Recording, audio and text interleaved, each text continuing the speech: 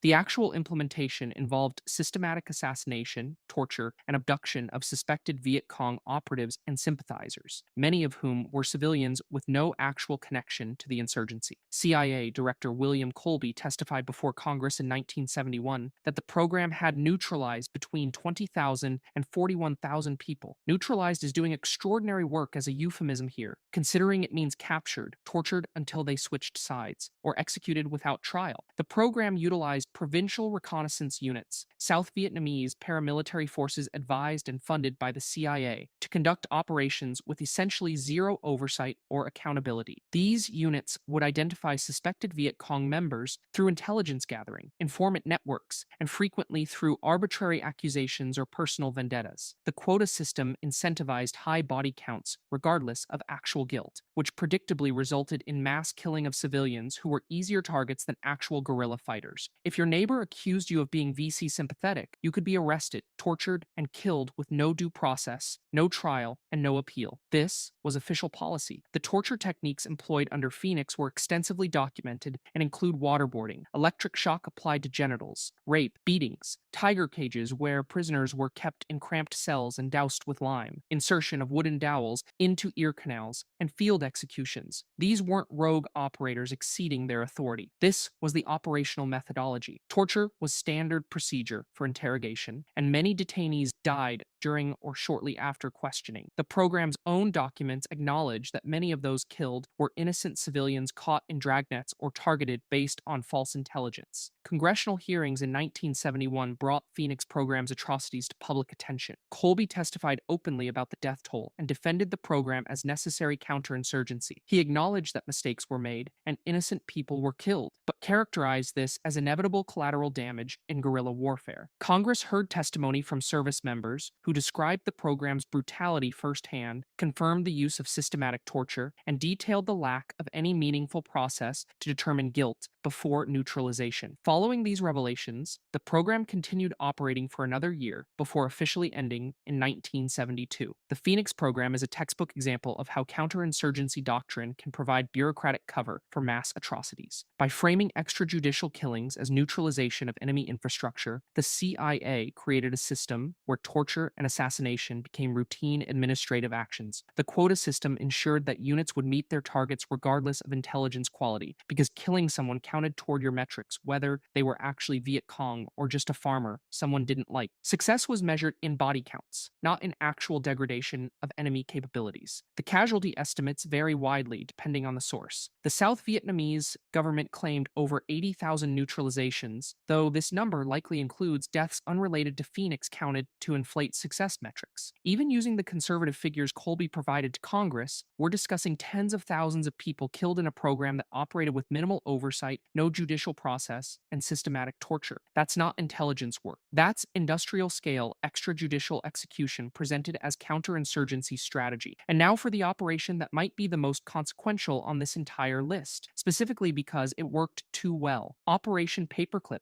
Operation Paperclip was a post-World War II program in which the United States government recruited over 1,600 German scientists, engineers, and technicians, many of them former members of the Nazi Party and SS, and brought them to America to work on military and intelligence projects. The operation ran from 1945 to 1959 and involved systematically falsifying records, destroying evidence of war crimes, and directly violating President Truman's explicit orders prohibiting the recruitment of Nazi Party members or active Nazi supporters. The justification was that these scientists possessed valuable knowledge that would help the United States compete with the Soviet Union. So we defeated fascism and then immediately hired the fascists because their resumes were impressive. The most famous paperclip recruit was Werner von Braun, a former SS officer who developed the V-2 rocket program for Nazi Germany using slave labor from concentration camps. Thousands of prisoners died building his rockets at the Mittelwerk facility, working in horrific conditions until they collapsed from exhaustion, starvation, or beatings. After the war, von Braun became the director of NASA's Marshall Space Flight Center and the chief architect of the Saturn V rocket that took Americans to the moon. He's celebrated as the father of the American space program. There are facilities named after him. He died a national hero in 1977. The direct line from concentration camp slave labor to NASA is not frequently mentioned in the inspirational space exploration narratives. Kurt Blohm, who conducted experiments on concentration camp prisoners studying plague and biological warfare for the Nazi regime, was hired to work on chemical weapons projects at Fort Detrick. Hubertus Strughold, who participated in or oversaw freezing experiments on prisoners at Dachau, became known as the father of space medicine and had a library at the Air Force School of Aerospace Medicine named after him until 2006, when someone finally noticed this was a bad look. Otto Ambros, convicted at Nuremberg for mass murder related to his work with IG Farben producing Zyklon B, served minimal prison time and was later hired as a consultant by the U.S. Department of Energy and multiple American chemical companies. The operation's name comes from the administrative practice of literally paperclipping new fabricated biographies to the scientists' files to hide their Nazi affiliations. The Joint Intelligence Objectives Agency created false backgrounds, destroyed incriminating documents, and whitewashed the scientists' pasts to circumvent Truman's explicit directive that no one with significant Nazi ties should be brought to America. When State Department officials or military prosecutors raised concerns about specific recruits' backgrounds, those concerns were systematically ignored or buried. The operation had backing at the highest levels of military and intelligence leadership, and institutional momentum overwhelmed any ethical objections. These scientists worked on projects ranging from rocket development and aerospace engineering to chemical weapons, biological biological warfare research, and mind control experiments that fed directly into programs like MKUltra. The expertise gained from Nazi human experimentation was considered too valuable to discard based on minor concerns like crimes against humanity. Many paperclip scientists continued their careers for decades, trained American researchers, influenced Cold War military doctrine, and shaped the technological development of the United States. Their contributions are undeniable. The moral calculus that made those contributions possible is disturbing. Substantial portions of Operation Paperclip files remain classified to this day, suggesting there are revelations even worse than what's already public.